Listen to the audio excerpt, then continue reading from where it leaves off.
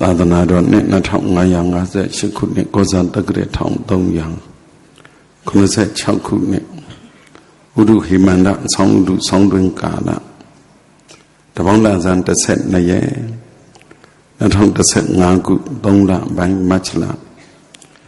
တရက်တနင်္ဂနွေနေ့ညတွင်ရန်ကုန်တိုင်းရန်ကုန်မြို့တောင်ကလန်ပတ်မြို့နယ်9ရပ်ကွက်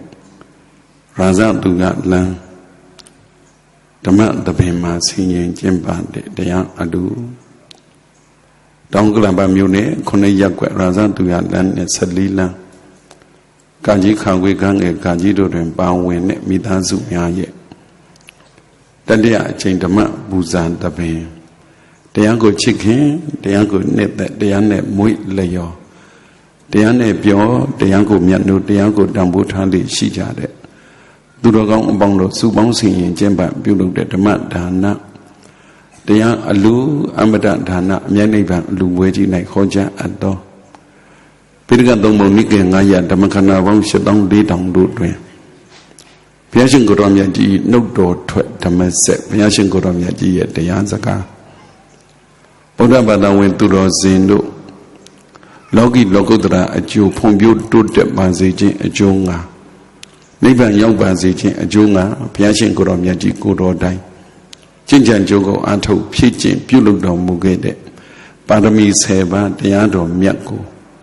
မြန်မာနာတို့နဲ့သင့်တော်အောင်မြန်မာစကားတို့ဖြင့်တန်ဆာဆင်၍ဟောကြားအပ်သောခေါင်းဆောင်ကောင်းဖြစ်ခြင်းလိုက်တာတရားတော်တဲ့။ဘာတရားတော်တဲ့ပါရမီ10ပါးတရားတော်ကိုခေါင်းဆောင်ကောင်းဖြစ်ခြင်းလိုက်တာလို့အမိပေးပြီးတော့ဟောကြားနာကြားရအောင်ဒီတရားတော်မြတ်ကြီးကဘုန်းတော်ကြီးမြတ်စွာဘုရားဟောကြားတော်မူခဲ့တဲ့တရားအလွန်တန်ဖိုးကြီးအလွန်အကျိုးကြီးကျေးဇူးများဒီတရားတော်မှမဟုတ်ပါဘူးဘုရားတရားတော်တိုင်းဟာအလွန်တန်ဖိုးကြီးအကျိုးကြီးကျေးဇူးများတော့တရားတော်ကိုမဟောသိမိမနာသိမိမှာတရားဟောသူတရားနာသူပြိဿအပေါင်းသူတော်ကောင်းတို့ကဘုရားတရားတန်ခါယရဏမြတ်သုံးပါးတို့ရဲ့ဂုဏ်ကျေးဇူးတွေကိုဥထိတ်မှပန်းစင်ပြီးတော့တရားပိုင်ရှင်အစစ်ဘုရားရှင်ကိုယ်တော်မြတ်ကြီးအားနမောတတ္တအစချီတဲ့မဟာပဏာမဘုရားရှိခိုးကြီးနဲ့3ချိန်3ခေါက်ယူသည်လေးမြတ်စွာလက်အုပ်ချီမိုးရှိခိုးလိုက်ကြပါအောင်စို့နမောတတ္တဘဂဝါတောအရဟတောသမ္မာသမ္ဗုဒ္ဓတ္တနမောတတ္တဘဂဝါတောအရဟတော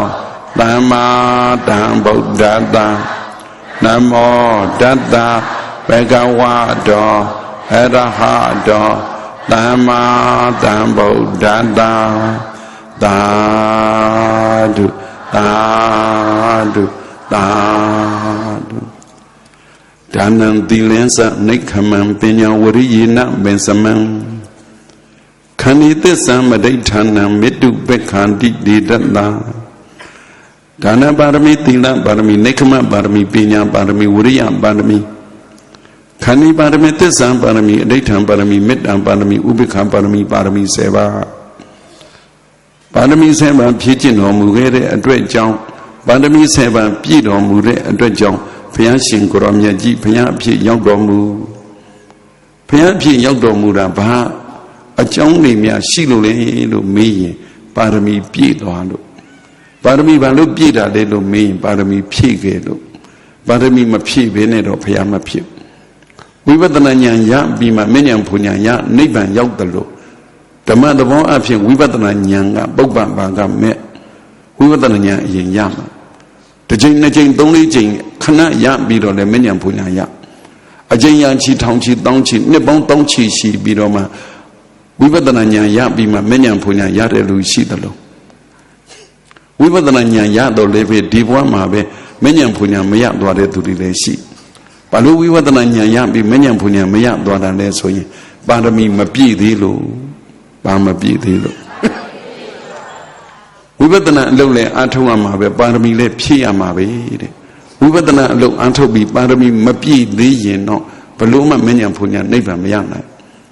ပါရမီဖြည့်လို့ပြည့်လာရင်ဝိပဿနာဉာဏ်လည်းရင့်တန်လာပြီးတော့ဝိပဿနာဉာဏ်လည်းရပါရမီလည်းဖြည့်ပြည့်တဲ့အတွက်ကြောင့်လျင်မြန်ဝိပဿနာဉာဏ်ရပြီးမဉ္ဇဉ်ဘုံဉာဏ်ရ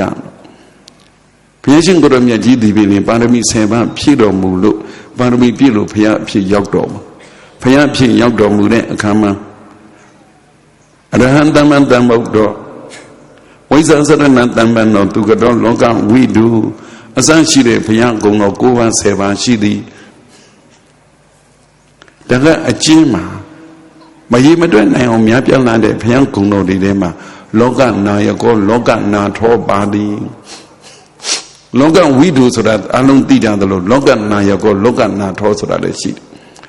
လောကဝိတုဆိုတာလောကသုံးပါးလုံးကိုသိတော်မူတဲ့မြတ်စွာဘုရားလောကနာယကောဆိုတာလောကကြီးကိုဥဆောင်တဲ့ခေါင်းဆောင်လောကနာထောဆိုတာက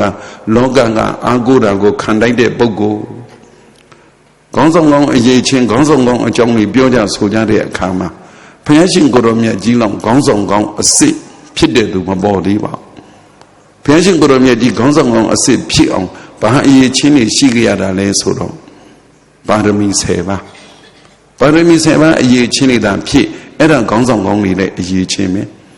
ခေါင်းဆောင်ကောင်းရဲ့အရေးချင်းသိအောင်ခေါင်းဆောင်ကောင်းဖြစ်ချင်လိုက်တာဆိုတဲ့နာမည်တက်ပေမဲ့လို့ပါရမီ10ပါးအဓိကထားဟောတာဒါနံသီလင်္စနိခမံပညာဝရိယေနပင်စမံခန္ဒီသစ္စာမရိဋ္ဌာနံမေတုပက္ခန္တိတိတ္တာဒါနသီလဘာဝနာအစရှိဒါနသီလနိခမံအစရှိတဲ့ပါရမီ10ပါးအမျိုးအစားတွေကွဲတော်လည်းပဲပါရမီဆိုတာဒီပရမဏံဘာဝပါရမီမြင့်မြတ်တဲ့စိတ်ဓာတ်ပါရမီဆိုတာမြင့်မြတ်တဲ့စိတ်ဓာတ်ပါရမီဆိုတာမြင့်မြတ်တဲ့စိတ်ဓာတ်ရှိရတယ်အဲ့ဒါမှလူရင်လည်းပါရမီဖြစ်တယ်သီလဆောင်ရင်လည်းပါရမီဖြစ်တယ်စွန့်လို့ရင်လည်းပါရမီဖြစ်တယ်မြင့်မြတ်တဲ့စိတ်ဓာတ်ကပါရမီစိတ်ဓာတ်မြင့်မြတ်တဲ့စိတ်ဓာတ်ဟာမြင့်မြတ်တဲ့ပုဂ္ဂိုလ်အဖြစ်ကိုရစေနိုင်တဲ့မြင့်မြတ်တဲ့စိတ်ဓာတ်ရှိသွားပြီဆိုရင်ပရမဏံကမ္မံပါရမီမြင့်မြတ်တဲ့စိတ်ဓာတ်ရှိတဲ့ပါရမီရှင်တွေလုတ်သမျှအလုတ်ကံပါရမီအလုတ်မြင့်မြတ်တဲ့စိတ်ဓာတ်ရှိတဲ့ပါရမီရှင်တွေပြောသမျှအပြောဟာပါရမီအပြောမြင့်မြတ်တဲ့စိတ်ဓာတ်ရှိတဲ့ပါရမီတွေရဲ့အတွေ့အကြံအစီဟာပါရမီအတွေ့ပါရမီအကြံအစီတွေလေးသိချင်းတဲ့ကဘာတတိုင်းဘုရားရှင်ကိုရောမြတ်ဒီပါရမီဖြည့်လာဘုရားလောင်ဘဝကိုတက်တန်းနဲ့ပိုင်ရင်လေးသိချင်းတဲ့ကဘာတတိုင်းကြာ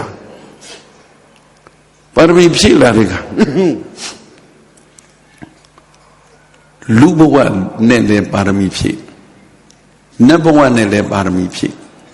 တရိစ္ဆာန်ဘဝနဲ့လည်းပါရမီဖြစ်စေမင်းကြီးဘဝနဲ့ရှင်နေမင်းဘဝနဲ့နဂါမင်းဘဝနဲ့ယုံမင်းလေးဘဝနဲ့ကြေတမင်းလေးဘဝနဲ့နောက်ဆုံးကုံကုံပြောလိုက်မယ်ငုံမင်းလေးဘဝသစ္စာပါရမီဖြစ်ခဲ့တာရှိခန္ဓာကိုယ်တွေအမျိုးမျိုးလူဖြစ်လိုက်နတ်ဖြစ်လိုက်မြမဖြစ်လိုက်လို့လေးသိချင်းတဲ့ကဘာတိုင်းပါရမီတွေဖြည့်လာတဲ့အခါမှာခန္ဓာကိုယ်တွေပြောင်းသွားတော့လည်းပဲပါရမီမြင့်မြတ်တဲ့စိတ်ဓာတ်ကမပြောင်းဘူးမြင့်မြတ်တဲ့စိတ်ဓာတ်ကပါရမီဖြည့်တယ်ဆိုတာကအခုကောင်းလိုက်အခုဆိုးလိုက်ဖြည့်ရမလားတောက်လျှောက်ကောင်းရမှာလားဘုရားရှင်ကိုရောမြတ်ကြီးလေးသိချင်းတဲ့ကဘာတသိပါရမီဖြည့်လာတာဘဝခန္ဓာကိုယ်တွေသာပြောင်းသွားတယ်မြင့်မြတ်တဲ့စိတ်ဓာတ်က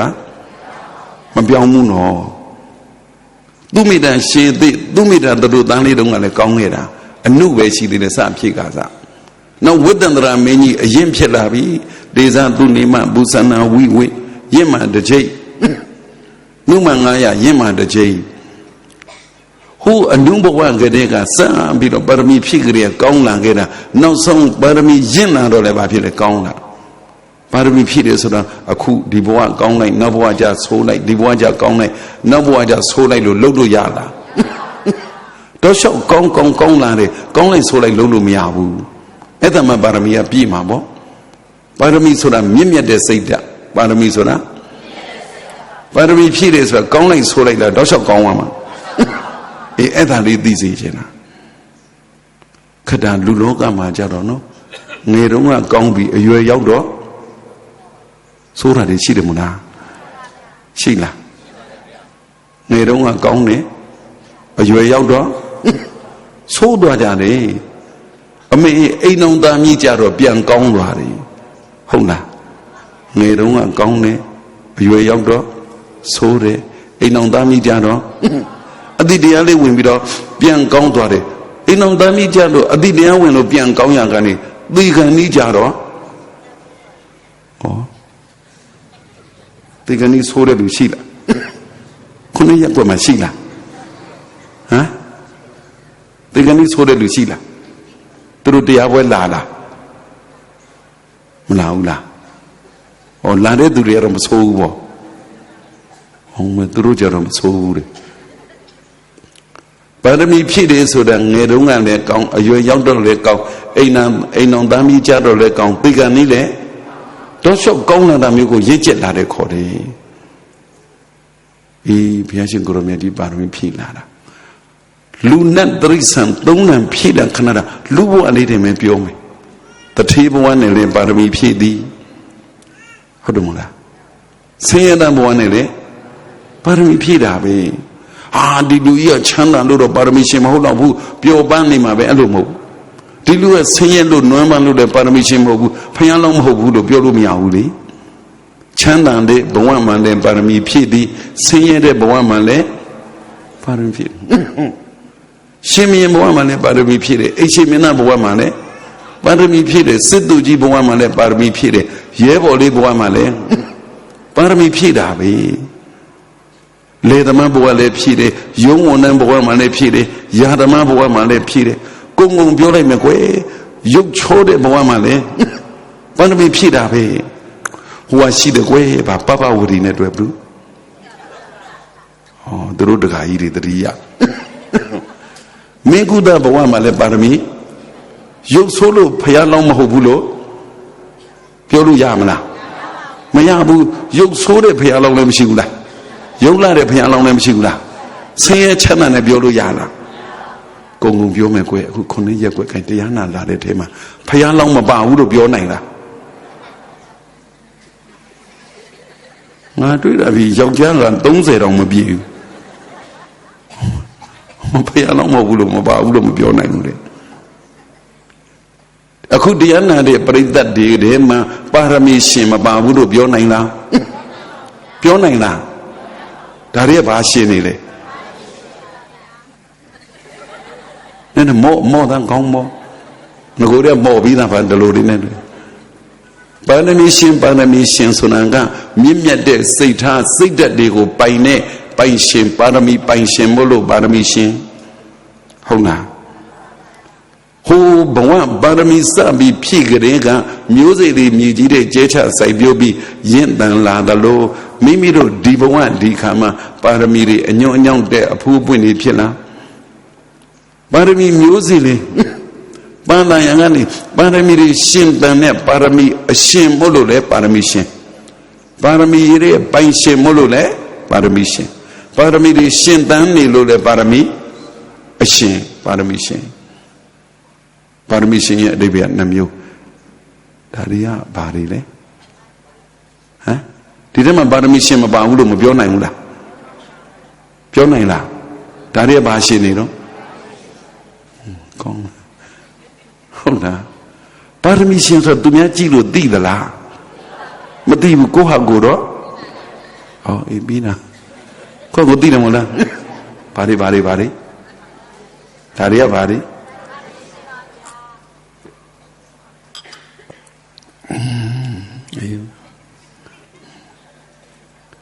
ဒါနံသီလသံနိခမံပညာဝရိယေနပင်စမံခန္ဒီသစ္စာမရိဋ္ဌာနံမေတုပိခာတိဒေတတံဒါနပါရမီသီလပါရမီနိခမပါရမီပါရမီ7ပါးဒါနပါရမီဒွဏဥပပါရမီဒါနပရမတ္ထပါရမီတဲ့ဒီလိုကွာသွားသည်ဖယားလောင်းလဲပါရမီဖြည့်ခဲ့သည်ပိစိကဗုဒ္ဓအလောင်းလဲပါရမီဖြည့်ခဲ့သည်အရှင်သာတိဗုဒ္ဓအရှင်သာတိအရှင်မဟာမောဂလနာအက္ခတောကတွေလည်းပါရမီဖြည့်သည်အရှင်ဥပ္ပလဝံထေရီမအရှင်မဥပ္ပလဝံထေရီမအရှင်မခေမထေရီမတို့လည်းပါရမီဖြည့်ခဲ့သည်အက္ခတဝိကာယီတိအရှင်မကတ္တဗအစရှိတဲ့အတိတိတာဝကမဟာတာဝကကြီးတွေလည်းပါရမီဖြည့်ခဲ့သည်ပါရမီဖြည့်ခဲ့တဲ့ပဂတိတာဝကတွေနိဗ္ဗာန်ရောက်သွားကြကုန်ပြီပါရမီဖြည့်ရတယ်တခုတော့ရှိတယ်ပါရမီရှင်ဆိုတာဒီတိုင်းကြည်ုံနဲ့တော့ပါရမီရှင်ဟုတ်မဟုတ်သိဖို့မလွယ်ဘူးသိကျင်လားကိုတိုင်းလည်းပါရမီရှင်ဟုတ်မဟုတ်သိနိုင်သည်သူများပါရမီရှင်ဟုတ်မဟုတ်သိခြင်းရင်ဒါနပါရမီလူနေကြတယ်ကွယ်လူတန်းပေးကစွန့်ကျဲနေကြတဲ့ပုဂ္ဂိုလ်တွေရှိသည်မရှိဘူးလားရှိဟ ပါရမီရှင်ဟုတ်မဟုတ်သွားမေးကြည့်လိုက်ဦးအတော်အကိုအမအကိုကြီးအမကြီးဘာကြီးတော်ကြီးကြီးကြီးကြီးလေးဦးကြီးဦးလေးမေးကြည့်လိုက်စမ်းမအဖိုးဖွာလှူနေတာတွေ့ရင်ပါရမီရှင်ဟုတ်မဟုတ်သွားမေးကြည့်ဘာတွေလှူနေတာလုံးလို့သွားမေးလိုက်ပါရမီရှင်တွေကဖြေလိုက်သိမည်ရှိသမျှလူသည်ဘာလှူတာလဲတော့ပါရမီရှင်တွေကိုဘာလှူတာလဲလို့မင်းဘယ်လိုပြောမလဲရှိသမျှလှူတယ်ဒါမှမသေးကြသေးလို့ရှင်သေကြအောင်ထပ်မေးကြည့်ရင်နောက်တစ်ခုံးမေးလိုက်ဘသူကိုလှူတာလဲလို့မေးရင်ဖြေလိုက်သိမည်ဘသူဖြစ်ဖြစ်လှူသည်ဟုတ်လားပါရမီရှင်တွေရဲ့အလှလှူပုံနဲ့တူသေးလားပါရမီရှင်တွေကဘာကိုလှူတယ်ရှိသမျှလှူတယ်ဘသူကိုလှူတယ်ဘသူဖြစ်ဖြစ်လှူတယ်ဒီလူတွေလှူတာကဘာလှူတာရှိသမျှလှူလားဟာဘသူဖြစ်လှူဘသူကိုဖြစ်လှူတာလားရွေးလှူတာလားဟာတော့တို့အိမ်ရှိပေါက်ရောက်ရင်တော့လူမဲ့ပုံမပေါ်ရွေးလှူတာဆိုကြတယ်ပါရမီရှင်ဆိုတာဟေးဘာလှူတာလဲလို့မင်းရှိသမျှလှူတယ်ဘသူလှူတာလဲလို့မင်းရင်ဘသူဖြစ်ဖြစ်စိတ်တွေမရှင်းလားရှင်းလားဘာလှူတာလဲလို့မင်းရှိသမျှလူသည်စားเสียလဲလူသည်ဝတ်เสียလဲလူသည်နေเสียလဲလူသည်အသုံးဆောင်မျိုးစုံလဲလူသည်ပါရမီရှင်ကဒါနပါရမီဖြည့်နေတဲ့အခါမှာပါရမီဖြည့်ဘက်ဆိုတာရှိတယ်နော်ပါရမီဖြည့်ဘက်ဆိုတော့ဟိုရတော်တရားတွေဘာတွေရှောက်လုံမနေနဲ့ပါရမီဖြည့်ဘက်ဆိုလူတဲ့သူကပါရမီရှင်ပါရမီဖြည့်နေသူ့ကိုပါရမီပြီးဖြည့်နေတဲ့သူကဘယ်သူလဲလို့မင်းရအလူခံတဲ့ပုဂ္ဂိုလ်လူခံတဲ့ပုဂ္ဂိုလ်ကပါရမီဖြည့်ဘက်ပဲဟုတ်လားလူပြီးတဲ့လူကြီးသိရှိလို့လူနေအလူခံပုဂ္ဂိုလ်မရှင်ပါရမီမပြည့်ဘူးအလူခံပုဂ္ဂိုလ်ကပါလေပါရမီဖြည့်ဘက်ဒီလူတွေကပါရမီဖြည့်ကျင်တာလားပါရမီဖြည့်ဘက်ဖြည့်ကျင်တာလားဟောမရကျင်တာဗောလေကောင်းတယ်ပါရမီဖြည့်ဘက်တယ်အော်တကယ်ပါရမီရှိနေကြတဲ့ဖြည့်နေကြတဲ့သူတော်ကောင်းကြီးတွေနဲ့ပါရမီဖြည့်ဘက်တွေနဲ့ကျင့်ဖို့စားစရာဝတ်စရာနေစရာသုံးဆောင်စရာတွေကိုလူရင်မန္တကြီးတွေထိုးလူနေပြီတကားတွေဖွင့်လူနေပြီလူတဲ့အခါမှာအလူရှင်ကတော့ဟေးရှိသမျှလူတယ်ဟေးအလူခံလို့ယူတဲ့ပုဂ္ဂိုလ်ကြတော့စားစရာလိုရင်စားစရာပဲယူသည်ဝတ်စရာမယူဝတ်စရာလိုရင်ဝတ်စရာပဲယူသည်နေစရာမယူနေစရာလိုရင်နေစရာပဲယူသည်ကြံတာတွေအသုံးဆောင်နေမယူကဘလို့စီကံရှိတော့ပါရမီဖြည့်တဲ့သူဟာပါရမီဖြည့်နေတဲ့ပါရမီရှင်စိတ်နှောက်ယှက်မဖြစ်ဘူးဝတ်စရာလူလိုလို့လားအလူခံတဲ့ပါရမီဖြည့်ဘက်သည်လုံကြီးအင်ကြီးအပေါ်ယုံသုံးတယ်ပေါ့အပေါ်ယုံလေးကဟောင်းပန်းနွမ်းနေစားနေရင်အပေါ်ယုံကိုပဲအလူခံသည်လုံကြီးအင်ကြီးမယူပါလေလုံကြီးလိုရင်အင်ကြီးလိုလို့ရှိအင်ကြီးလေးပဲယူသည်လုံကြီးနဲ့ပေါ်ဝမယူပါလေလုံကြီးလေးဝတ်ပံများလို့ပုံပေါက်ပန်းနေရင်လုံကြီးပဲအလူခံသည်အင်ကြီးပေါ်ဝအလူမခံပါလေယဟန်တန်ဃာတွေအနေနဲ့ဆိုတပ်ပံရမြတာပဲယူတယ်လူတွေအနေနဲ့ဆိုကိုလူတာပဲယူတယ်လူတဲ့သူကရှိသမျှလူတယ်အလူခံမှုယူတဲ့သူကဘာပဲယူလဲလူတာလေးပဲယူတယ်ဟုတ်လားဒီလူတွေပါရမီရှင်မဖြစ်ချင်ဘူးလားဖြစ်ချင်တယ်လို့လုပ်ပါနဲ့ဖြတ်မနဲ့အတန်ချက်ဆက်ငါလို့မင်းငါလိုက်မမင်းအတန်ကျဲကျဲနဲ့ပြိုးဟစ်အဲ့ဒါမှမဟုတ်ရင်ဘလိုက်ပုတ်လေးနဲ့စာလေးနဲ့ဖြစ်ရေးပတိုင်းလေးဖြစ်ကတ်လိုက်ကျွန်တော်ဒီကျမဒီပါရမီရှင်ဖြစ်ခြင်းနဲ့အတွက်ကြောင့်မို့အိမ်တကားလေးဖွင့်ထားတယ်ခြံတကားလေးဖွင့်ထားတယ်တက္ကမကြီးလည်းဖွင့်ထားတယ်ပတင်းပေါက်လည်းဖွင့်ထားတယ်ဘီရိုလည်းဖွင့်ထားတယ်တစ်တန်လည်းဖွင့်ထားတယ်အလိုရှိတဲ့ပစ္စည်းကိုအလိုရှိတဲ့ပုဂ္ဂိုလ်တွေလာအလူခံကြပါတို့အကုန်လုံးဖွင့်ပြီးတော့မှလုပ်လိုက်မယ်ဟောအတန်းကိုမထွက်တော့ဒါတွေကဘာရှင်နေပါရမီရှင်နဲ့လည်းအတန်လည်းမထွက်ဘူးမနေ့ဖြင့်ကရှိသမျှတကားဖွင့်လူလိုက်ရင်အလူလားခံတဲ့ပုဂ္ဂိုလ်ကဘယ်နှခုပဲယူမည်ဟောအကုန်လုံးယူမှာဟောကောင်း တောင်ဥက္ကလာတောင်လားတောင်ဥက္ကလာမှာတောင်လားလူမပေးအောင်ကြာ9 ရက်ကွက်တောင်ကြည်ပါရမီဖြည့်တဲ့ပုဂ္ဂိုလ်တွေကိုအလူခံတဲ့ပုဂ္ဂိုလ်ပါရမီဖြည့်ဘက်တွေကစိတ်မဆင်းရဲစေပါဘလို့ပြောစရာကောင်းလို့လိုတာလေးပဲပါဖြစ်သွားလေယူသွားတယ်နော်ဒီလူတွေပါရမီရှင်မဖြစ်ချင်ဘူးလားဖြစ်ချင်ပါလားကောင်းပါတော့ကွယ်ပါရမီရှင်ဆိုတာသူများသိကြည့်လို့သိတာလားကိုယ့်ဟာကိုသိတာလားကိုယ့်ကိုသိပြီမို့လားဘာတွေတော့ဒါရီရပါနေဝင်ပါရမီရှင်မလျှော့သေးဘူးပါရမီရှင်ဟုတ်မဟုတ်နောက်တစ်မျိုးစစ်ကြည့်လိုက်စမ်းမနည်းနည်းမိုးတော့လည်းဒီနှစ်ဆောင်းတွင်းကမနေ့မိုက်နည်းနည်းအေးတယ်နဲ့လို့နော်ခုရောအေးသေးလားနေပူလို့ညချမ်းတပေါင်းလားတန်ရတပေါင်းလားဇံမနေ့ပိုင်းအေးတဲ့အခါမှာနှွေလို့နိုးတာနဲ့ချက်ချင်းထလားမိတ်နေလားတော်တဲ့သူတွေမိတ်နေတယ်မိန်နေတော့လူကသာအိယာမထသေးတာစိတ်ကနိုးနေတော့တွေးပြီးစဉ်းစားပြီးကြံပြီးနှမျိုးလေးပဲစဉ်းစားကြည့်လိုက်စမ်းမှာဟဲယူဖို့နဲ့ပေးဖို့တွေးစဉ်းစားတဲ့အခါမှာတနေ့မိုးလင်းတာနဲ့ယူဖို့တွေးသလားလူဖို့ပေးဖို့တွေးသလားဟမ်ယူဖို့တွေးတယ်ကောင်းပေးဖို့တွေးရင်ပါရမီရှင်ပေးဖို့တွေးတဲ့သူရဲ့ပါရမီတွေကရှင်သန်နေသည်ပါရမီရှင်ယူဖို့တွေးတဲ့သူကြတော့ပါရမီအရှင်ဟုတ်သေးလားအရှင်မဟုတ်ရင်ဟောဘယ်နဲ့ပါရမီအသေးရမှာတော့တောင်းဥက္ကလာဟာဒီပါရမီအသေးတဲ့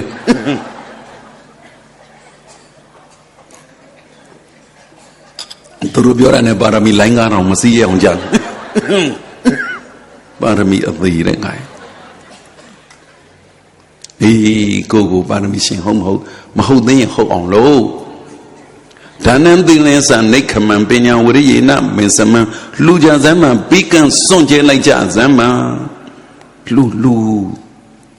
ယူခြင်းလို့ပြောတာမဟုတ်ပါရမီရှင်ဆိုတာနော်ကြည်လူရာရဲ့ယူရာရဲ့ဘယ်နှမျိုး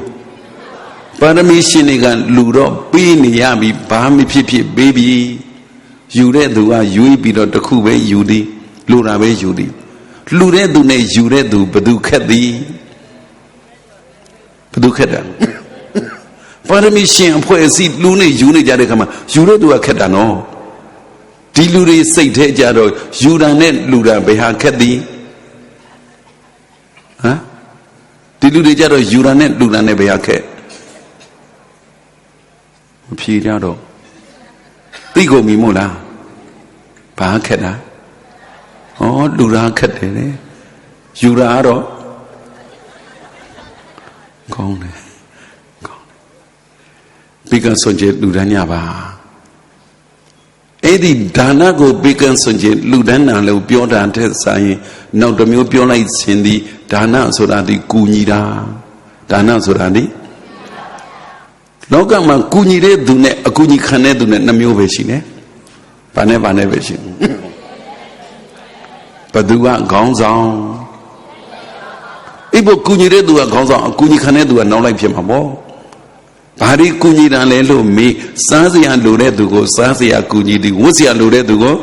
ဝတ်စရာကူညီသည်နေစရာလိုတဲ့သူကိုနေစရာကူညီသည်ကုန်ပြောလိုက်မယ်ရွှေလိုရင်ရွှေကူညီသည်ငွေလိုရင်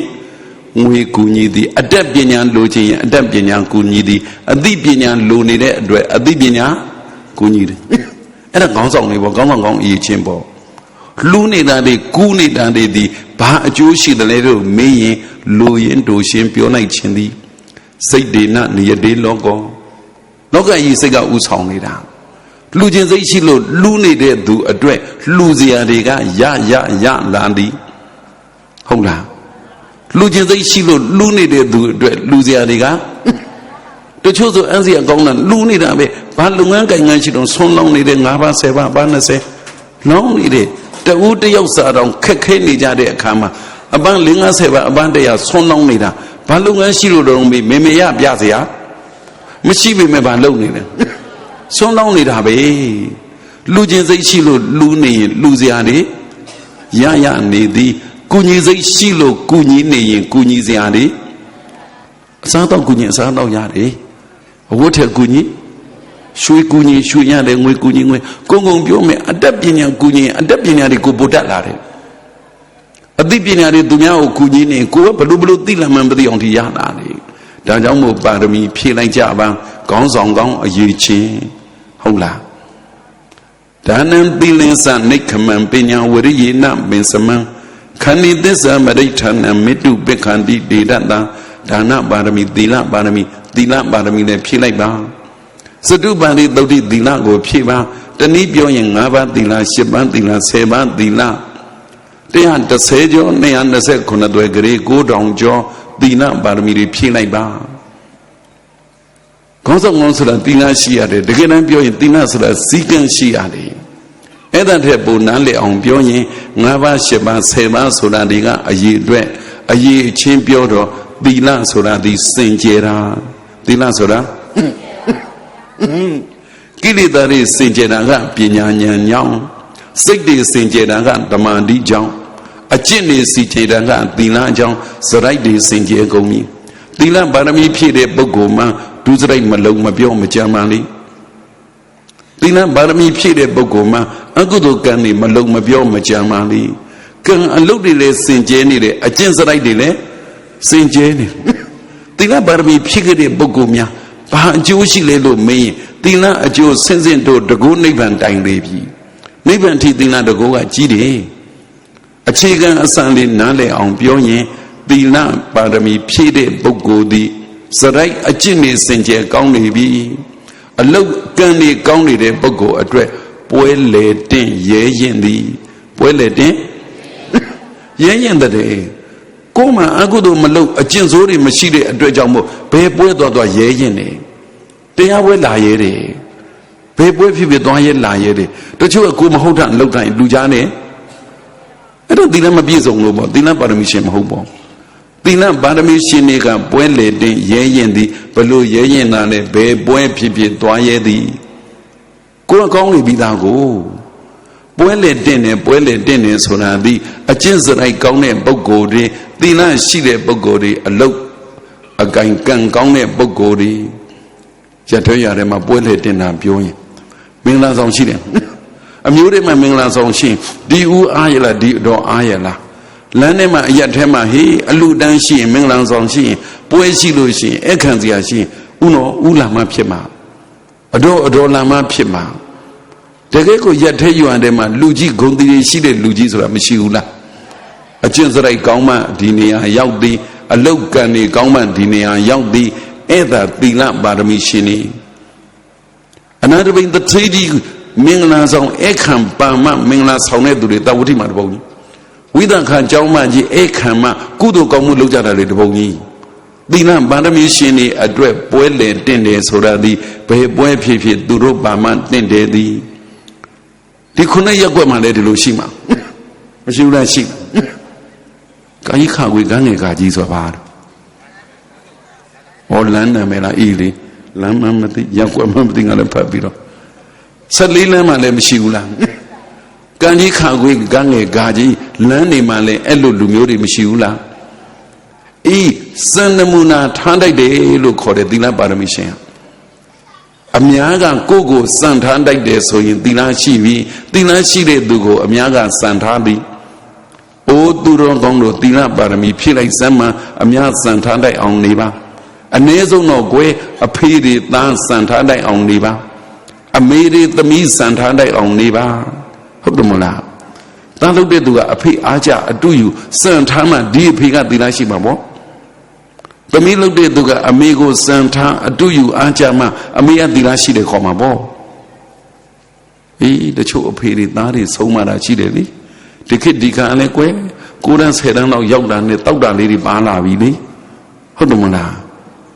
သားတောက်တယ်လေကြာရောအဖေကမတောက်အောင်ဆုံးမပြီလေ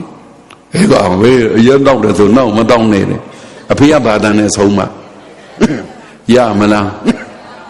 အဖေကသားစံထားတိုက်တဲ့သီလမျိုးမရှိတာတွေတပုံကြီးဟဲ့ကောင်မလေးနင်းအမေရိကိုသမီးကိုဆုံးမတယ်ညီကွယ်ဒီအရွယ်လေးနဲ့နေရတကဝင်းပါ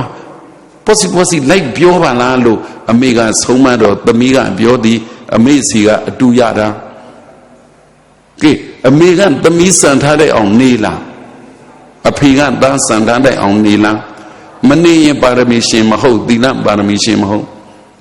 ဒါနံသီလင်္စနိခမံပညာဝရိယေနပင်စမံခန္ဒီသစ္စာမဒိဋ္ဌာနမေတုပိခန္တိတေရတဒါနပါရမီသီလပါရမီနိခမပါရမီနိခမပါရမီဆိုစွန့်ကြဲတာစွန့်လွတ်တာတချို့ဆိုပဲတိုင်းပြည်အုပ်ချုပ်မင်းလုပ်တဲ့ရှင်မင်းကြီးတွေရှိတယ်သာသနာရှိရင်တိုင်းပြည်ကြီးစွန့်ပြီးတော့တောထွက်ပြီးရဟန်းပြုသွားတယ်သာသနာ့ဘာမှကြတော့တောထွက်ပြီးတော့ယသိဝတ်သည်အဲ့ဒါနိခမပါရမီစွန့်လွတ်တာမရှိဘူးလားရှိ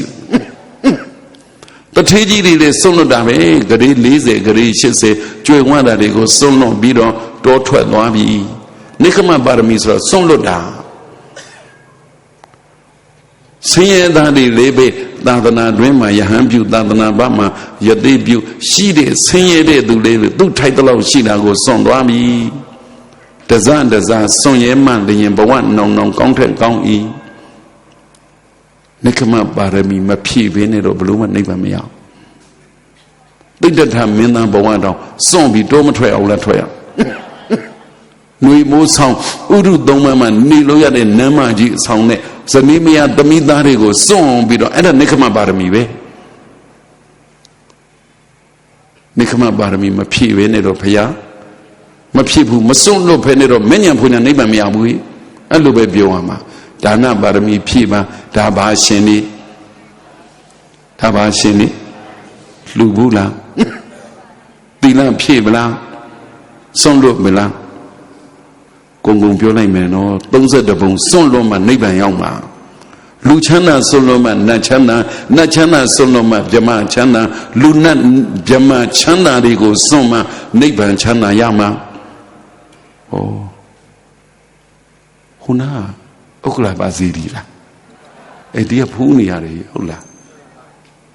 ဥက္ကလာပါစီရီအဲ့နာမှာဈေးရှိလားဟမ်ရှိလားဟိုကမေးတာမနေ့အိမ်မှာမုံဟင်းကားဆိုင်တွေပါလိရှိလားရှိဘူးလားရှိတယ်တပွဲဘယ်လောက်ဟမ်ဘာမပါအကျုံးမပါနေရ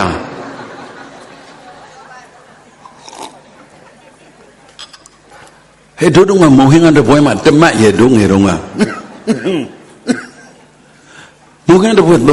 300အကျုံးမပါသလားတို့ရှစ်မိုင်ဘက်မှာ900တောင်ရှိတယ်မုံဟင်းကားစားခြင်းဘယ်လာစားမယ်ဩတောင်ဥက္ကလာစားရမယ်ဒီကောင်းတယ်မုံဟင်းကားစားဘူးကြလားဒါလိုလေးစားတယ်ဆိုတော့ဆိုင်ကြီးကနာကြီးကြတော့မတ်တက်စပွဲနဲ့ဟိုမတ်တက်ကလထိုင်နေနဲ့စားတာလေဟုတ်လားတချို့ကြတော့ဘေးနားမှာဆိုင်လေးတွေကဟိုခုံတန်းရအရှိရိုက်ထားတာရှိတယ်လေခုံဘူးတို့လေးတွေနဲ့စားတာလေဘယ်ဆိုင်မှာစားကြတယ်ဟောလမ်းဘေးဘူးတို့လေးတွေမှာထိုင်တာလမ်းဘေးမှာထိုင်စားပြီးမွေးငါတစ်ပွဲဘယ်လောက်300အကျော်ကပါကျော်တယ်ပဲကျော်ဘူးသီးကျော်ဘူးသီးကျော်ဆိုတော့ကတ်ကြီးလေးနဲ့လေကြွတ်ဆိုတာပဲကျော်ကြတော့ဘီးဆိုကြဟုတ်တယ်မလားမွေးငါဆိုင်ထိုင်လိုက်ပြီကွယ်ထိုင်လိုက်ပြီဆိုနေဦးကွယ်မုတ်ပတ်လေးထဲမှာတူမုတ်ပတ်ထဲမှာဟိုမှာမွေးငါရေထည့်တာမျက်စိတွေပေါ်လာတော့လေမေးကြည့်အောင်မယ်ငါပြောပါလားမပြောဘူးပါလားဘာတစ်ဖက်လားနှစ်ဖက်ဘယ်လောက်ပါဟမ်ဘယ်နှစ်ဖက်လောက်ပါလဲနှစ်ဖက်သုံးဖက်ဆိုကြရဝါမရတော့ဘူးနုရလားတချို့ကျတော့ဝါပြီးထွေးပြရတာတွေရှိလို့စားမရဘူးနော်ဤကွယ်ဟုတ်နုမနဲ့ဘယ်ချိန်ဖွင့်လဲဆိုင်ကဟမ်6နာရီဆိုဆိုင်ဖွင့်မလားဟောအေးအဲ့ဆို9နာရီခွဲဆိုအာယုံတက်ပြီဟုတ်တယ်ပုံရင်းကဆိုင်ထိုင်လိုက်ပြီးကြည့်လိုက်ရှေ့မှာငရုတ်သီးပကံလေးရှိတယ်မလားရှောက်သီးပကံလေးရှိတယ်လေရှောက်သီးညက်အချင်းလေးနဲ့ငန်းပြရေပလင်းလေးကထောင်ထားသည် ဘက်မှာပကံများပလက်ကလေးနဲ့ဆောင်းရင်းဆိုတော့ကိုယ်နန်းနန်းမီတွေကစိတ်ဆိုးလာပဲလေနန်းနန်းမီတွေကအမောင်ကြီးထဲ့ထားသည်မရှိဘူးလားရှိမပြောဘူးလေပါနေနော်မပြောဘူးလေနဲ့အကျော်လေးနဲ့မဟင်ကအရေးလေးနဲ့ထဲ့ပြီးတော့ဇုံးလေးနဲ့ခောက်နေတဲ့အချိန်မှာနန်းနန်းမင်းကြိုက်လားနန်းနန်းမင်းကြိုက်လားနန်းနန်းမင်းကကိုယ့်ရှိမှမဟုတ်ခက်လန်းလန်းမှမမိဘူးဆိုရင်နန်းနန်းမင်းမပါဘဲနဲ့ဒီတိုင်းစားမလားလန့်ပြီးတော့မတရနိုင်မလားနန်းနန်းမင်းတော့မစွန့်နိုင်တဲ့ဟာတွေဒါပြောချင်တာနဲ့ငါဇက်ထုတ်ခင်းနေရတာမောတာဘာတော့မစွန့်နိုင်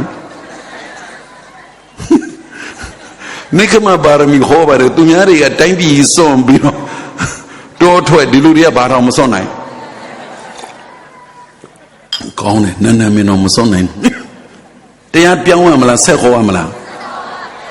ပါရမီရှင်ဆိုပြီးနန်းနန်းမင်းတော့မစွန့်နိုင်ကိုနန်းနန်းမင်းတော့ကိုမစွန့်နိုင်မှတော့သူတို့ဟိုဟာတွေမစွန့်နိုင်တာကိုဖယ်ဟာတွေတော့မပြောတော့အဲ့ဒါကိုနဲ့မဆိုင်ဘူး။အိုသူတော်ကောင်းတို့ညံနဲ့စဉ်းစားပါနန်းနန်းမင်းကြီးကိုမမီတော့မတရလန့်နိုင်တာဘလောက်ရှက်စရာကောင်းသည်။နိခမပါရမီဖြည့်လိုက်ကြစမ်းမှာစွန့်လိုက်စမ်းမှာစွန့်လိုက်စမ်းမှာဘာလို့မှလဲဒီနန်းနန်းမင်းစွန့်နိုင်လား။ဟောမစွန့်နိုင်ပါဘူး။ကေခဝေဝေနန်းနန်းမင်းထားပါဦးနော်လူကြတဲ့အရှက်မရှိလန့်နိုင်တာတော့မပြောတော့ပါဘူး။ကိုရှိမှနန်းနန်းမင်းရှိနေပြီဆိုပါစို့အိမ်မှာမဟင်ကစားလို့ထဲတဲ့နန်းနန်းမင်းရဲ့ဆိုင်မှာစားတဲ့နန်းနန်းမင်းရဲ့ဘယ်ဟာပိုထဲ့သည်ဟောကောင်းတယ်ဒါပါရမီရှင်နေဟုတ်လားဒါပါရမီရှင်နေလားဟောဆိုင်မှာပိုထဲ့ဘာဖြစ်လကားရလို့လုံးပါနေအဲ့ဒီအောင်ကောင်းလိုက်တာတစတစစွန်ရဲမှန်လျင်ဘဝနောင်နောင်ကောင်းတဲ့ကောင်းဤနန်းနန်းမင်းလေးတောင်မစွန့်နိုင်မုံများရှိကြတော့လေအများကြီးထဲ့သည်မမီပြန်တော့လေလမ်းနိုင်သည်ဟောမိလို့ကိုရှိအောင်တော့နန်းနန်းမင်းနေပကံထဲမှာရှေ့လူစားလို့ကုံသွားရင်ဒီတိုင်းမစားနိုင်ဟိုဘက်ဇပွဲကိုလှမ်းပြီးမျက်စောင်းလေးနဲ့ချိကဟုတ်လားကြည့်လို့အဲ့ဒီကြတော့လှမ်းနိုင်လို့လည်းမရဆိုင်ရကောင်းလေးခေါ်လိုက်တယ်ဟဲ့ကောင်လေးလောင်ဟိုလမ်းတောင်းလားဤနိခမပါရမီဘလို့လို့ခေါ်မတော့အဝေးကိုမရှိဘူးလားသူလမ်းတောင်းတချို့အဲ့စရာကောင်းတယ်လမ်းတောင်းလို့တုံလေးလုံးနေလမ်းကိုနင်းဟာဆို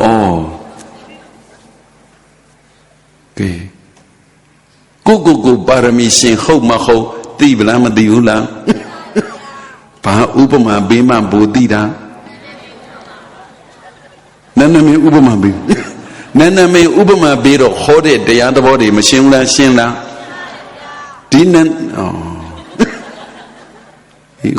ငါလမ်းလိုက်တာကြီးနန်းနမင်းကြီးလမ်းလိုက်တာကြီးငါမြင်နေလို့လမ်းလိုက်ဖူးတာလားမကောင်းနဲ့ဘာဥပမာပေးမှဘူသိတာ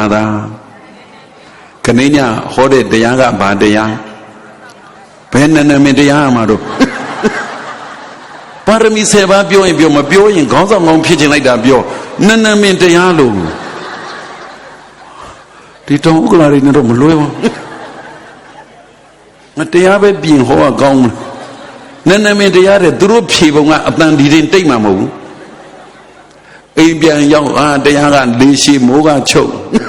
တရားဒုတိယဘွယ်ကြီးနာရတော့မိုးချုပ်အိမ်ပြန်ရောက်အိမ်တခါကြီးကအိတ်ချင်မှုတို့နဲ့အတန်ကြလို့ထားဖို့နင်တို့တရားလေလေးရှိတာဘာတရားတွေခေါ်နေတာတုံးဆိုတော့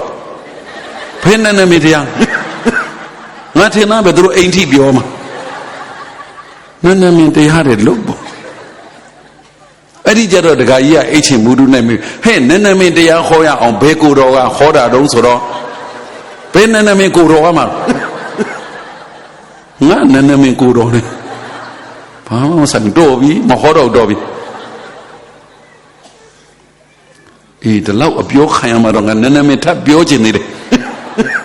ပြောလို့ရမလား နန်းနမင်းကိုမစားနဲ့တော့မပြောလို့ဟေးနန်းနမင်းကလက်လက်ဆက်ဆက်စိမ့်ဆိုမဝင်ကစားရင်နဲ့နန်းနမင်းတွေထိတ်သွေးတက်တယ်နန်းနမင်းကသွေးတက်တယ်မို့လားသွေးတက်ရင်အုံနောက်ကျော်ပြတ်ပြီးဘာဖြစ်နိုင်သိနိုင်တယ်မို့လားဘာဖြစ်ချင်လို့နန်းနမင်းစားတာဟောဖက်တိ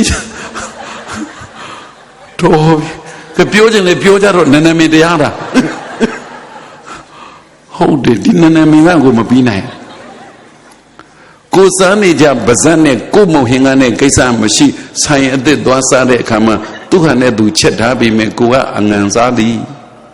ဗာလေးထဲ့နေငန်းပြာရီလေးထဲ့တော့နန်းနမင်းကသွေးတက်တယ်လို့ငန်းပြာရီကသွေးတိုးသည်သွေးတိုးရင်လေအုံနောက်ကျော်ပြတ်ပြီးတော့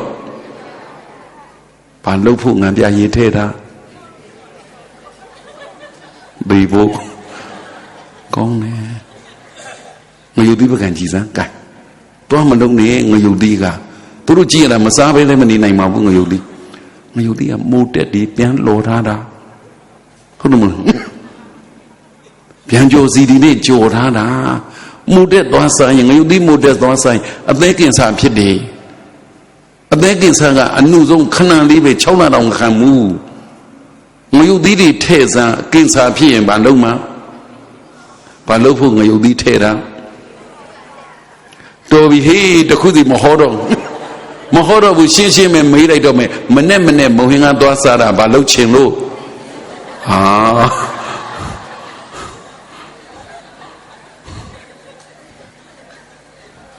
တော်ပြီမဟောပြီးချင်နာများအညောင်းခံပတ်စံကုန်တော်ပြီဆုံးဖို့ဆုံးမတည့်ရင်ဆုံးအန္တရာယ်များရင်ဆုံးရတယ်နန်းနမင်းကိုဆုံးငန်းပြာရီကိုဆုံးငရုတ်သီးကိုဆုံးအန္တရာယ်များတယ်ဘယ်လိုဟောရမလဲမသိဘူးအန္တရာယ်များရင်မဆုံးအောင်လားဆုံးအောင်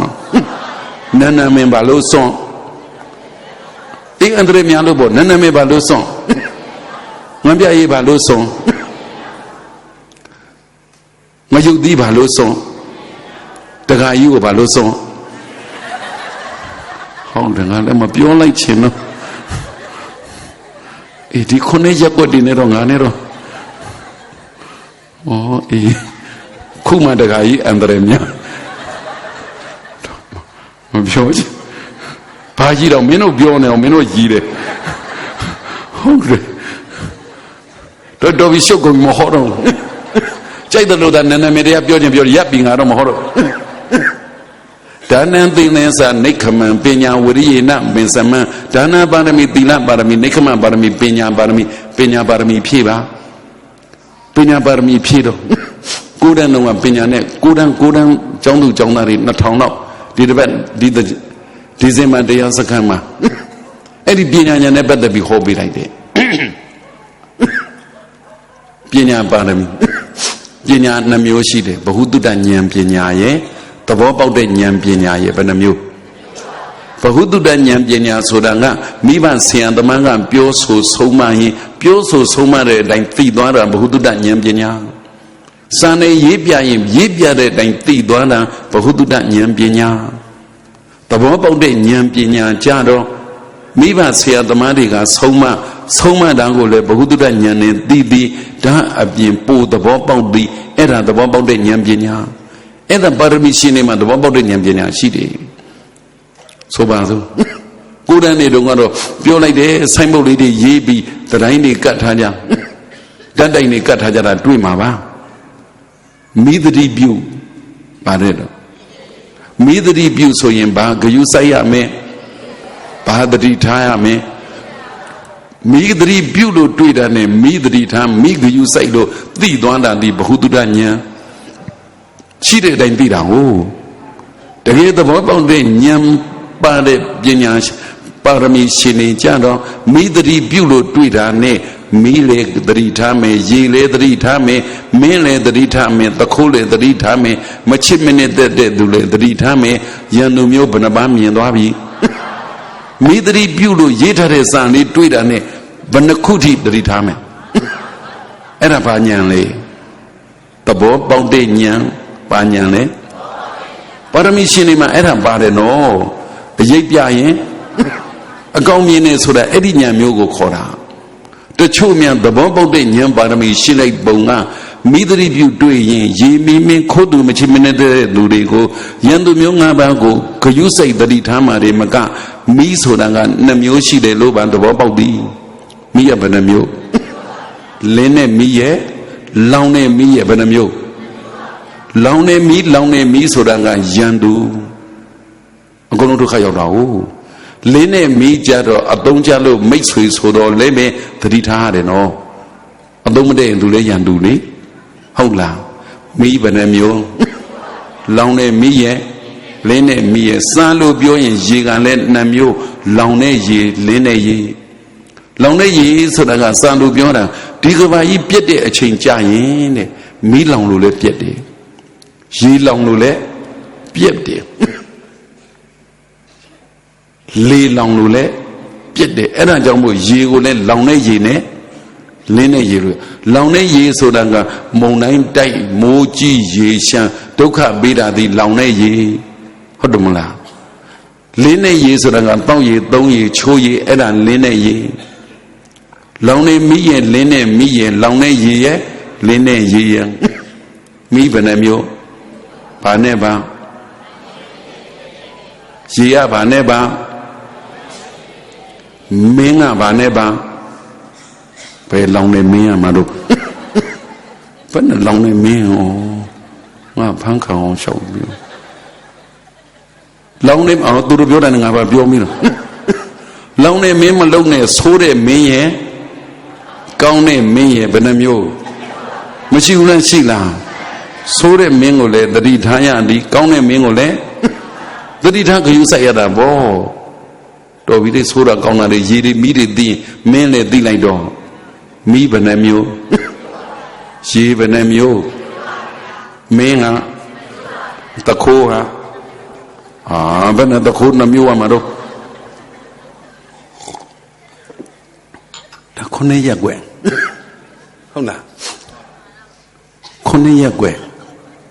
ရာဇသူရလမ်းနဲ့14လမ်းဟုတ်လားကန့်ကနေတခိုးကဘယ်နှမျိုး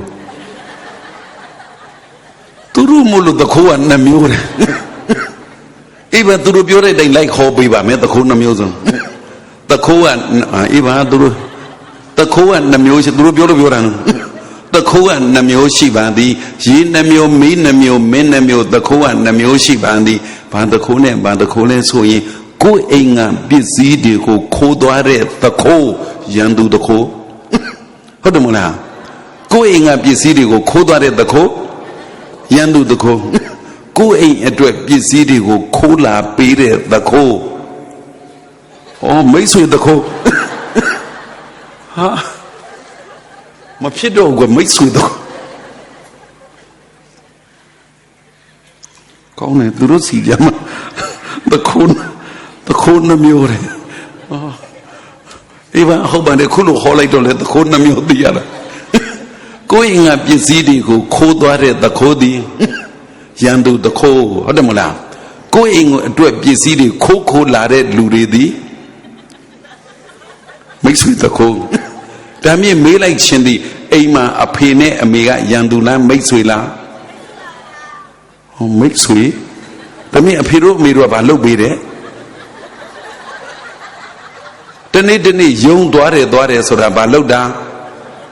ဘယ်နဲ့ခိုးလာတာတော့ငါတောင်းဥက္ကလာငါဖမ်းခံရအောင်လုပ်ပြီးသူတို့ချင်းညသူတို့ရန်သူတို့မိတ်ဆွေတို့ခါလို့ဆိုတာတကယ်တမ်းကြည့်လိုက်တော့ဘယ်သူနဲ့ဘယ်သူအဖေနဲ့ပြီးသခိုးပြစ်တယ်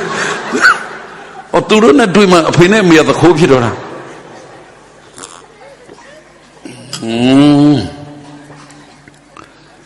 အဲ့လိုမလုပ်နဲ့ရင်တပြိုင်တည်းရင်နောက်ချမရင်နဲ့ငါနှစ်ပွဲဆက်ဘိုက်အောင်နေပြီနင်တို့ရေမင်းခိုးသူမချင်းမနဲ့တော့သူရေကလည်း2မျိုးမီးကလည်း2မျိုးမင်းကလည်း2မျိုးတော်မပြောတော့ရန်သူမျိုးဘယ်နှပါ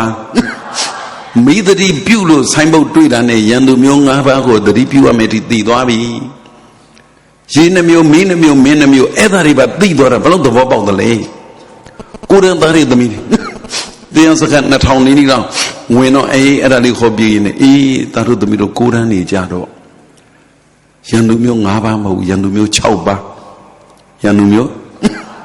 အဲ့ဒါသားတွေသမီးတွေကလေသူတို့ကဘ ഹു တုတ္တရှိတယ်လေအမေလေးတက်တော့လေဟာဆရာတော်ဘုရားဘုံဘုံဘုရားသားတို့သမီးတို့သိတာရန်သူမျိုး5ပါးတဲ့ဘယ်နဲ့ရန်သူမျိုး6ပါးမှာလားတပတ်ဗျာတိုးလာတယ်လေပြော့ဖြေးပြီးတယ် gain အဲ့ဒါနဲ့ပြောပြတယ်သားတို့သမီးတို့ရေမင်းမင်းခိုးသူမချစ်မနဲ့တဲ့တော်သူရန်သူမျိုး5ပါးဟုတ်တယ်ကိုယ်တန်းသားတွေသမီးတွေအတွက်ကြတော့တယောက်တိုးလာတယ်ဘာဖြစ်လို့တုံးဆိုတော့ဒီနိုင်ငံပညာရေးအနေနဲ့ကတက္ကသိုလ်အသုံးဝန်းကြောင်းကောင်းရောက်သွားမှပညာနဲ့စီးပွားရှာလို့အဆင်ပြေတယ်အဲ့တော့တက္ကသိုလ်အသုံးဝန်းကြောင်းတက္ကသိုလ်ကြီးတွေကောင်းအောင်ကလည်းပဲ10တန်းမှအမှတ်ကောင်းမှဟုတ်တယ်မလား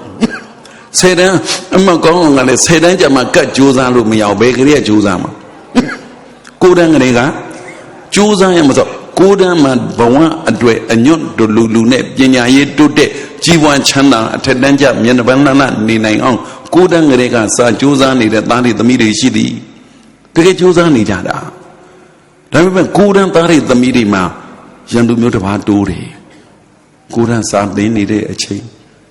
လာပြီနင်းကိုငါကိုအမေဟေသူတို့ဒါမျိုးပြောခဲ့ဘူးတဲ့နဲ့တူတယ်နင်းကိုငါကငါကိုနင်းကဆိုတာသည်တော်ရော10တန်းမအောင်တော့ဟုတ်တယ်မလားပွဲလေပညာရေးအညွန့်ကြိုးပြီးတော့မသေးဘူးလားသေလား9တန်းနေအတွက်ရန်သူမျိုးဘယ်နှပါရေမင်းမင်းခိုးသူမချစ်မနဲ့တဲ့တော့သူတိုးလာတဲ့တပားကဘာတူလဲမချစ်နေတဲ့တော့သူဟုတ်လားဘသူတိုးတာအမချစ်နေတဲ့တော့သူချစ်နေတဲ့တော့သူတဲ့ချစ်တဲ့သူဆိုချစ်တဲ့သူပြီးတာပဲဘာချစ်နေတဲ့တာတွေဘာလျှောက်ပြော9တန်းနေမှာရန်သူမျိုးဘယ်နှပန်းဘသူတိုးလာသည်မဲချစ်တဲ့သူတိုးချစ်တဲ့သူတိုးလာတဲ့နဲ့ဘဝကြီးသေးရော9တန်းနေတော့ရန်သူမျိုး6ပါးဒီလူတွေကြဘယ်နှပါးပဲရှိဘသူရော့တပားရော့တာဗောဘသူရော့တာတုံးဆိုတော့မင်္ဂလာဆောင်ပြီးကြတဲ့ကတတ်နေကြတာချစ်တဲ့သူမရှိတော့ခေါကိုသိပြီမို့လားရန်သူမျိုးဘယ်နှပါးကောင်းတယ်ဘသူရော့လားယောက်ျားနဲ့လည်းမတက်သမီးရောက်မှချင်းလည်းမတက်ရောက်ခမနဲ့လည်းကောင်းတယ်ဒါနံသင်္လင်္စနိခမံပညာဝရိယေနမင်စမံခန္တီသစ္စာမရိဋ္ဌာနံမေတ္တုပိခန္တိဒေဒတ္တဟေခေါင်းဆောင်ကောင်းအရေးချင်းဆိုတာဒီတိကူညီနိုင်ရသည်နှစ်စံထားနိုင်ရသည်သုံးစွန့်လွတ်အနစ်နာခံနိုင်ရသည်လေးသဘောပေါက်တဲ့ဉာဏ်ပညာရှိရသည်ငါဝရိယကြိုးစားနိုးကြရသည်ဝရိယပါရမီဖြည့်ဖို့ပါရမီဖြည့်တယ်လို့မသိပါဘူးကိုယ်ဝရိယကြိုးစားခြင်းတာဒါပေမဲ့ဇတ်တော်ကြီး10ဘွဲမှာကြည်တော့တို့ငယ်တုန်းကကြတော့ရွှေသွေးရုပ်စုံလို့ရွှေသွေးကန်တုံးတို့တေစားရုပ်စုံလို့ရှိတယ်လေတေစားရုပ်စုံမှာဆရာကြီးဥပကြီးပတိဆရာကြီးဥပကြီးဆွဲထားတယ်ဇတ်တော်ကြီး10ဘွဲပါတယ်မဟာဇနကမင်းသားလေဝရိယပါရမီမဖြည့်ဘူးလားဖြည့်လားဘာကိုလက်ပြစ်ကူးနေတာပင်တယ်ကြီးကိုလက်ပြစ်ကူးနေတို့ကစကိုင်းသားဆိုတော့ဟေးအဲ့ဒီတေစားရုပ်စုံနဲ့ဖက်ပြီးဟာကိုယ်လည်းပင်လည်းမမြင်ဘူးသမုဒ္ဒရာလည်းမတွေ့ဘူးဟာဒီတိုင်းဆိုရင်တော့ငါတို့လက်ပြစ်ကူးလို့မနိုင်ရင်ဝရိယတော့မပြည့်တော့ပါဘူးလို့တို့စိတ်ထဲဖြစ်ပြီးတော်စိတ်အားငယ်နေဒါမဲ့ဘယ်ရအောင်စကိုင်းသားမြေအေယဝရီမြေအနောက်ဘက်မှာနေတော့ဘယ်ရမလဲပင်လေသမုဒ္ဒရာကိုလက်ပြစ်မကူးရင်နေအေယဝရီမြေတော့ကူးမေဟေးဆိုအနောက်ဘက်ကန်းကနေအရှိဘက်ကန်းကူးတာလာမနစ်တာကံကောင်းမနေပြန်လာခဲ့ဘယ်မေခလာမှလည်းမတွေ့ဟေးဝရိယတော့ဖြည့်လို့မရဘူးလို့ထင်နေတာတကယ်တမ်းကျတော့ပင်လေသမုဒ္ဒရာနဲ့မဆိုင်ပါလေဝရိယကြိုးစားတဲ့ပါရမီရှင်ဖြစ်ခြင်းနဲ့ဆိုရင်ငဲရွက်လက်ကြီးအတိတိပါရမီဖြည့်လိုက်စမ်းမှဝရိယပါရမီနီးပေးလိုက်ခြင်းသည်ယူမှာလားဝရိယဖြည့်ဖို့ပြောတာပင်လေသမုဒ္ဒရာမြေချောင်းအင်းအိမ်နဲ့မဆိုင်ပါဘူးတကယ်နီးယူမယ်ဆိုရင်ကွယ်စိတ်ကလေးကိုတို့တဒန်း2တန်းလောက်အရွယ်တုန်းကစိတ်ကလေးပြန်ကြည့်3တန်း4တန်းလောက်တုန်းကကိုယ့်အခြေအနေလေးပြန်ကြည့် အိမ်မှာဟေးညအိမ်လိုက်လို့ရှိရင်မနဲ့ကြရင်ဓမ္မမဟုတ်ရင်နေ့လေအိမ်လိုက်လို့ရင်အကြောင်းရှိလို့နိုးတော့မယ်ဆိုရင်ကိုယ့်အကိုနိုးတာများလားသူများနိုးတာများလားငယ်တုန်းကဘသူနိုးမိဘတွေမနိုးဘူးလားနိုးလားတန်းနှစ်တန်းဘသူနိုးသည်သုံးတန်းလေးတန်းဘသူနိုးသည်ငါးတန်း6တန်းအနိုးလွတ်ပလား9တန်း10တန်း9တန်း10တန်းတက္ကသိုလ်9တန်း10တန်းလေအနိုးမလွတ်တက္ကသိုလ်လေအနိုးမလွတ်အခုဒီလေအနိုးမလွတ်ဘူးဆိုကြတဲ့ကလောကမှာလူနှမျိုးရှိသည်သူများကိုနှိုးတဲ့သူရဲ့အနိုးခံတဲ့သူရဲ့ဘယ်နှမျိုးဘသူကခေါင်းဆောင်ဖြစ်မှာသူများနှိုးတဲ့ဆိုတဲ့သူကကိုယ်တိုင်လည်းနှိုးနေပြီကိုယ်တိုင်လည်းနှိုးသူများကိုလည်းနှိုးတဲ့သူဒီအဲ့ဒါမှခေါင်းဆောင်အရေးချင်း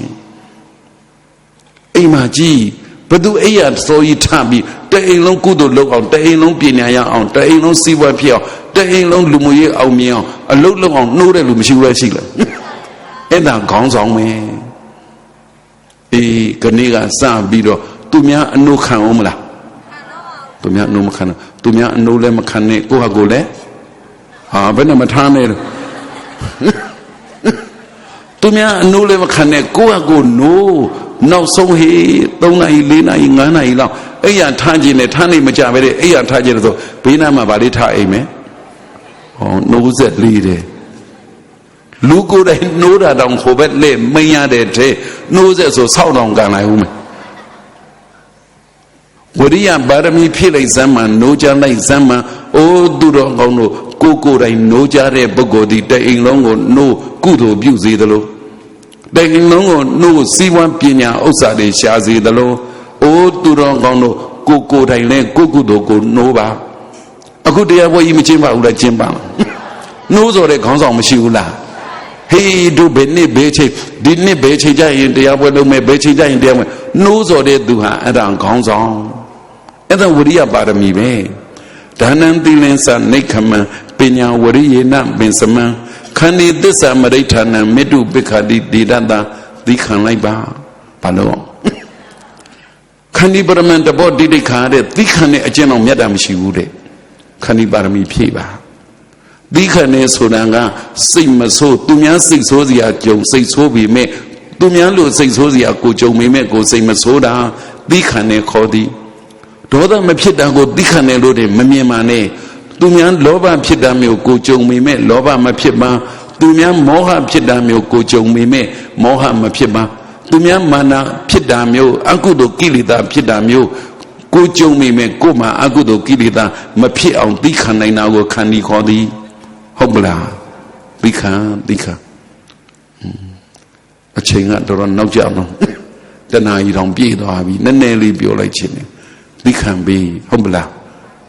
ကိုယ်ပေါ်ကောင်းတဲ့သူနဲ့မကောင်းတဲ့သူဘုရားပေါ်သီခံမယ်ကောင်းတယ်ရမယ်နိဗ္ဗာန်တော့နီးပြီကောင်းတဲ့သူကိုလည်းသီခံမကောင်းတဲ့သူကိုလည်းသီခံခန္ဒီသစ္စာမရိဋ္ဌာနံမေတုပိခန္တိဒေဒတာသစ္စာပါရမီပဋိညာတာနုရူပပฏิပတ်တိတဲ့ကိုအာမဘန္ဒီဂတိကိုပရိညင်ခံထားတဲ့အတိုင်းလိုက်ကျင့်တာကိုသစ္စာရှိတယ်ခေါ်တယ်အလုသမားတွေကလည်းအလုရှင်ကိုအာမခံတဲ့အတိုင်းကျင့်ပြီးအလုရှင်ကလည်းအလုသမားတွေကိုအာမခံထားတဲ့အတိုင်းကျင့်ပြီးတဦးနဲ့တဦးသဘောတူတဲ့အတိုင်းကျင့်ပြီးခင်မွန်းယောက်ျားကဇနီးမယားကိုဇနီးမယားကခင်မွန်းယောက်ျားကိုအာမဘန္ဒီခံထားတဲ့အတိုင်းကျင့်တာကိုသစ္စာရှိတယ်ခေါ်သည်ဟုတ်မလား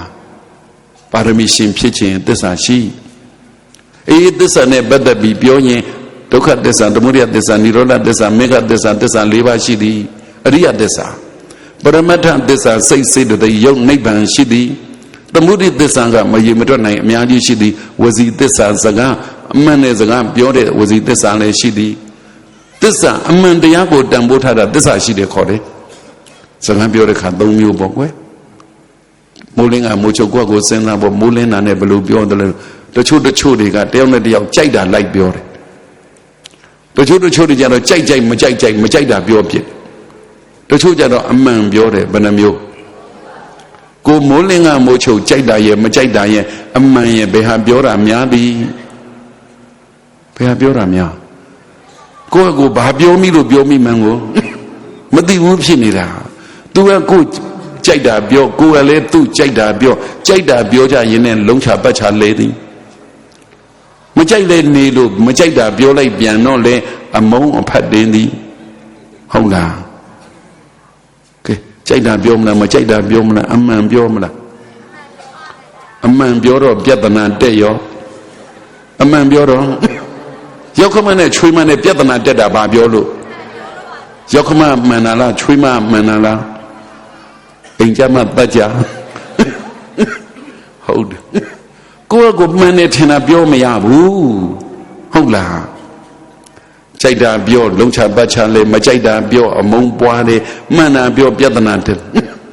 ပတ်ချလဲမလဲအမုန်းလဲမပွားပြဿနာလည်းမတက်အောင်နောက်တနည်းရှိတယ်ယူမလားယူမလားပါဇက်ပိတ်နေဘာလုပ်မဲပါဇက်ပိတ်မနေလို့ပြဿနာတက်တယ်မို့လားကိုမှန်နေထင်ပြီးပြောတော့ပြဿနာတွေတက်ကုန်ပါဇက်မပိတ်ဘူးပါဇက်ဟာတာကိုအဲ့ပြဿနာတက်တုန်းကကိုပါဇက်ဟာလိုက်တာဒီသူများအတင်းလာဆွဲတာလားကိုဟာတာလားဘယ်သူကြောင့်ပြဿနာတက်တာ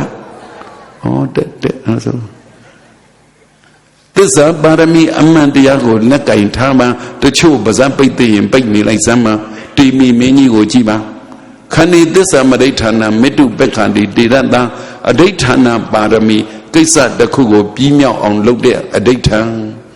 ဘာလေးလုပ်လို့ကိစ္စတစ်ခုကိုပြီးမြောက်အောင်လုပ်ကြမ်းတိုက်ရင်လည်းနှံ့အောင်တိုက်တနေရာလေးတိုက်ပြီးပြတ်သွားတယ်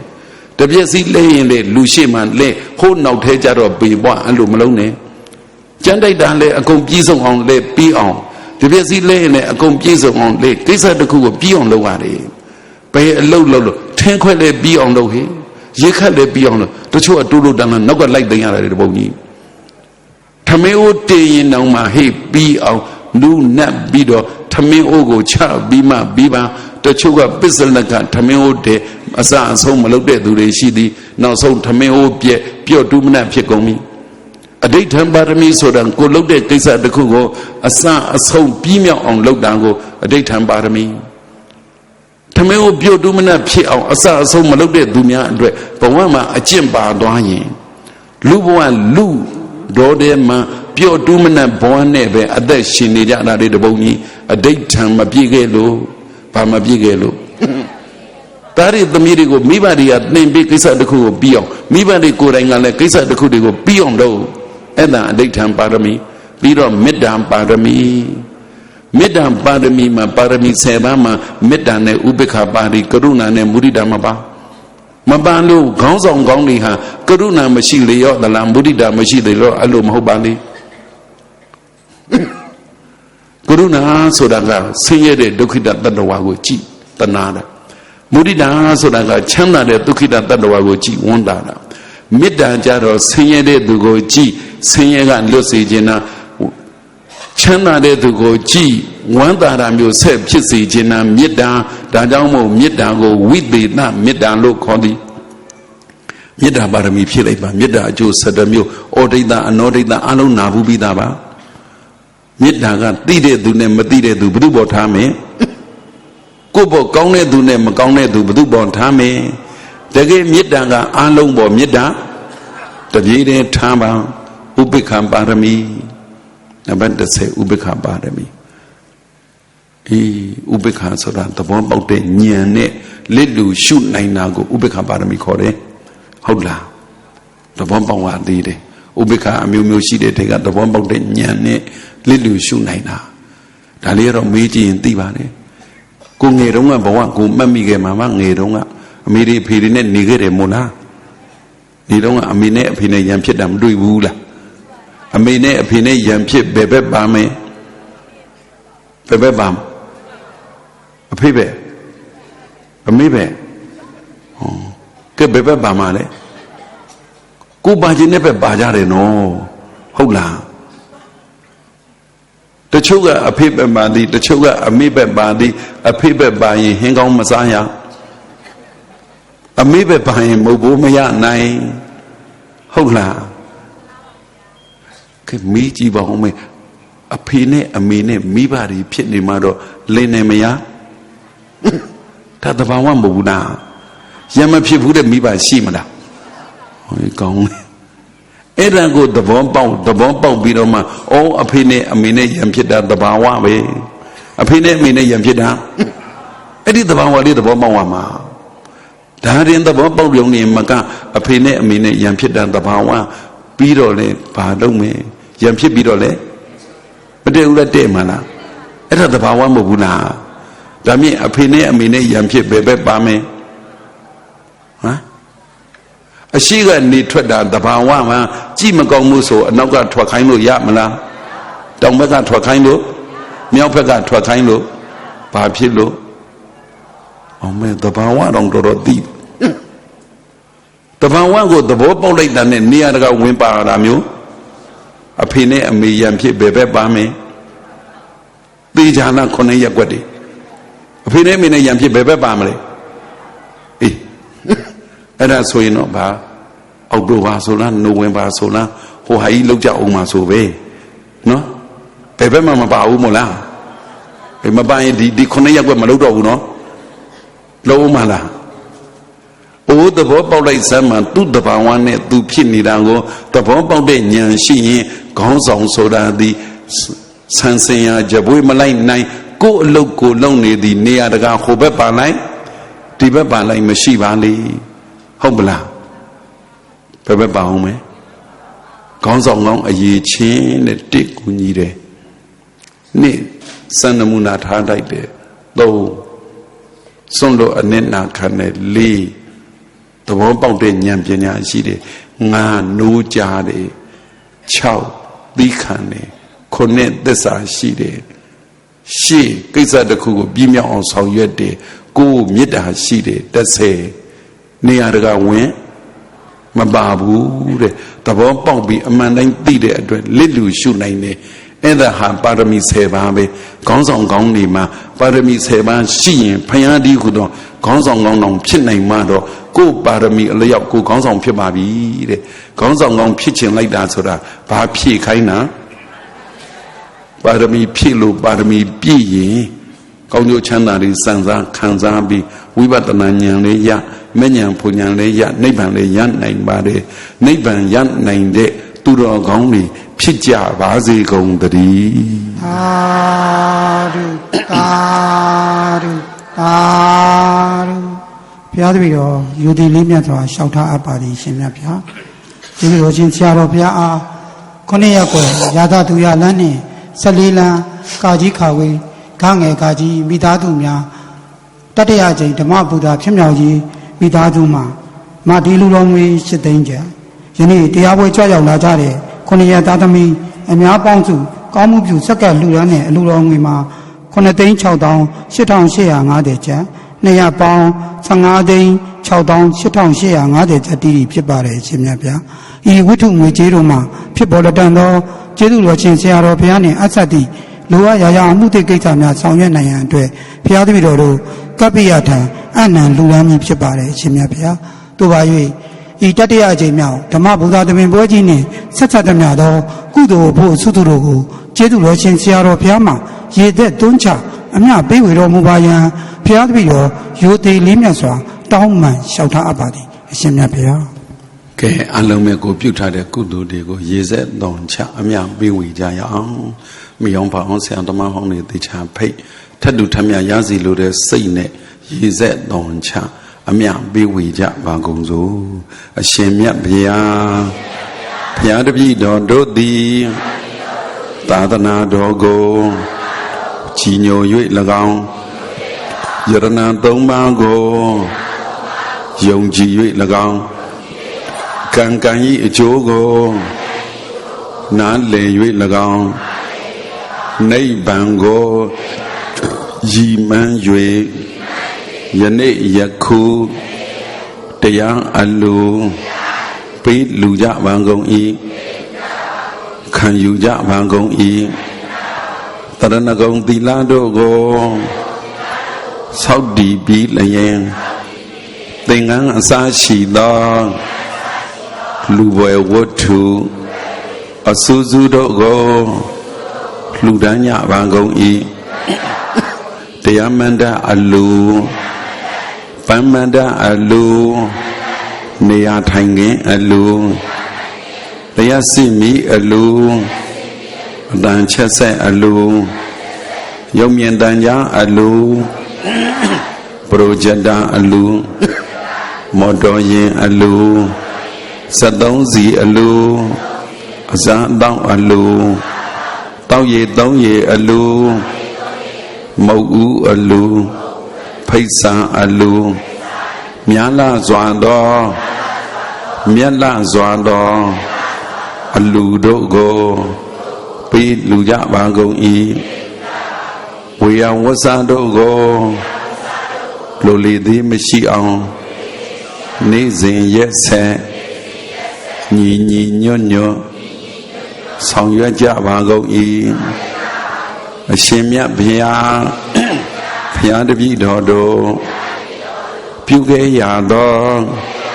ကုသိုလ်ကောင်းမှုအဆူဆူတို့၏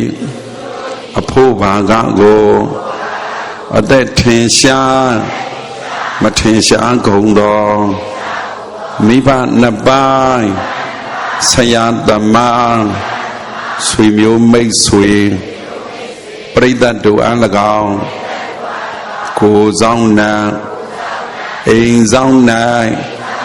ကျောင်းဆောင်နံစေတီတော်ဆောင်နံလမ်းဆောင်နံရက်ွယ်ဆောင်နံမျိုးဆောင်နံသာသနာတော်ဆောင်နံ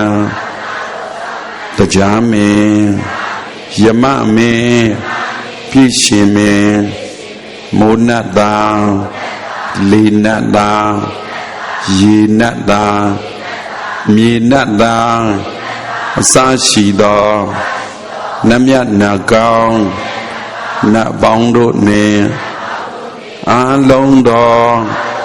ပရိသတ်တို့အားဝမ်းမြောက်ဝမ်းသာအမြဟု၍ပေးဝေငှပါကုန်၏အမြဝေသောခဏ၌ဆိုအပ်ခဲ့ပြီးသောပရိသတ်တို့သည်ဝမ်းမြောက်ဝမ်းသာသာဓုသာဓုသာဓုဟု၍ခေါ်ဆိုနိုင်ပြီလျင်ထတ်တူထမြအကျိုးရပြီလျင်ကိုယ်စိတ်နှဖျားကျမ်းမာချမ်းသာဝမ်းသာကြသည်ဖြစ်ကြပါစေကုန်သော